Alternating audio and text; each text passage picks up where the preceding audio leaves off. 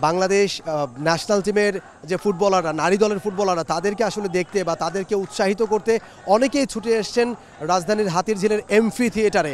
যেই মেয়েরা কোয়ালিফাই করেছে এশিয়ান কাপে, আগামী বছরে অস্ট্রেলিয়াতে তারা এশিয়ান কাপে খেলতে যাবে, বড় বড় দলের সাথে তারা খেলবে। এই মেয়েদেরকে দেখবার জন্য অনেকেই এসছেন। এরকম একজন দর্শক আমরা পেয়েছি, বাংলাদেশ দলের লাল সবুজের জার্সি পরে তিনি এসছেন এবং তার সাথে একটু কথা বলতে চাই। ঠিক এই মুহূর্তে এখানে দাঁড়িয়ে একজন নারী হিসেবে কেমন লাগছে আপনার? নিঃসন্দেহে এটি আমাদের জন্য ভালো লাগার যে আমাদের নারীরা বা আমাদের মেয়েরা যে অর্জন নিয়ে এসেছে সেটি নিঃসন্দেহে আমাদের জন্য আনন্দের। তো আমি এই আনন্দের ভাগিদার হতে পেরেছি, এই জন্য আমার ভালো লাগছে। আমার বাসা যেহেতু কাছে, এই জন্য আমি এসেছি।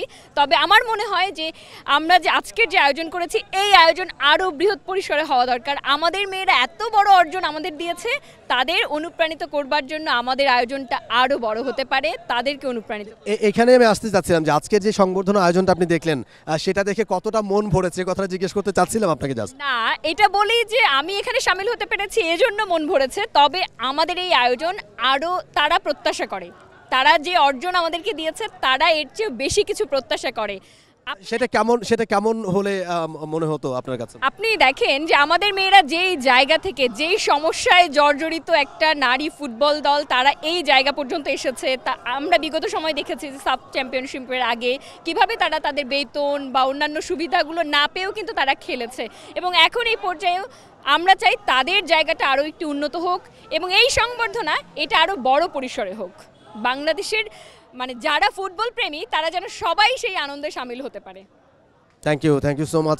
যেমনটা দর্শক বলছিলেন যে আসলে এই ধরনের আয়োজন হয়তো তিনি উপস্থিত থাকতে পেরেছেন, সেজন্য তাকে ভালো লাগছে, কিন্তু সেটা আরও বৃহৎ হতে পারতো, আরও অনেক বেশি মানুষ এখানে কানেক্টেড হতে পারতো। এত ভোরবেলা, একেবারে রাত 3:30 4টার সময় এখানে হয়তো সব মানুষরা, যাদের অনেকের ইচ্ছা ছিল, তারা হয়তো আসতে পারেনি। তাদের চাওয়াটা যে আসলে এই ধরনের আয়োজন বা তাদেরকে নিয়ে আরও বড় পরিসরে সংবর্ধনা আয়োজন করা কিংবা তাদেরকে আসলে পুরস্কৃত করা, এই বিষয়গুলি করতে পারলে হয়তো ফুটবল প্রেমীদের আরও ভালো লাগতো। এবং মানুষ এটাও জানেন যে আসলে বাংলাদেশের এই নারী ফুটবল দলটা কতটা বেশি সমস্যায় জর্জরিত। তাদের আসলে বেতন ভাতা থেকে শুরু করে তাদের আসলে প্র্যাকটিস ম্যাচ ঠিকমতো তারা খেলতে পারে না, এইসব অনেক অনেক অনেক সমস্যা রয়েছে।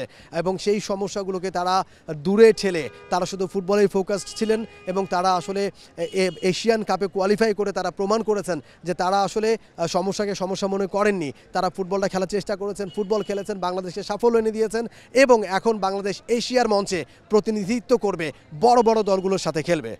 For more updates, subscribe to our YouTube channel and click on the bell icon. Follow us on Facebook and Instagram.